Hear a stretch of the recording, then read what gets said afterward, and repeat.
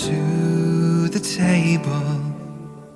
When we come to the table, the Lord's table for Holy Communion, the bread and wine help us to remember what Jesus did, for us to look back and be grateful for his amazing sacrifice. But communion is not just about the past, it's about the present. Specifically, it's about meeting Jesus here and now as you receive the elements. You see, most churches teach and believe that Christ is specially present in the elements of Holy Communion. How he is specially present is a hotly debated topic. There are those who believe that the elements become Christ's actual body and blood. Their logic comes from John 6, where Jesus said this, "Very truly I tell you, unless you eat the flesh of the Son of Man and drink his blood, you have no life in you. Whoever eats my flesh and drinks my blood has eternal life, and I will raise them up at the last day. For my flesh is real food, and my blood is real drink. Whoever eats my flesh and drinks my blood remains in me, and I in them."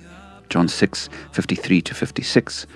When he said that, John tells us many people left him because they thought he was a madman. In early church history, in fact, the Christians were at one point thought to be a cannibalistic cult, because the story went around that this group would gather and eat the flesh and drink the blood of their leader. However, we Nazarenes and most other Protestant churches of our day believe that the bread and wine remain bread and wine once we've blessed them.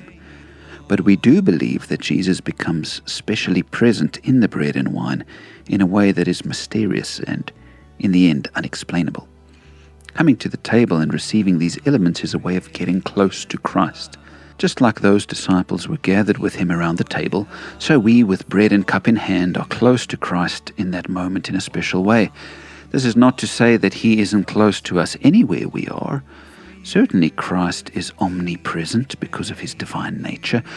But when we receive him in this way, something deeper happens, something special happens.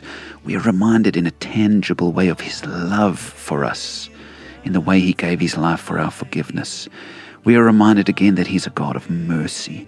We are strengthened in our hearts as we take him in. We are given new hope as we remember he hasn't separated himself from me, but he has drawn near. Don't just come to the table to look back at what he did.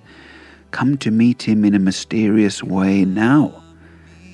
I believe, in the words of an old song, that at the table he comes to cleanse and heal, to minister his grace.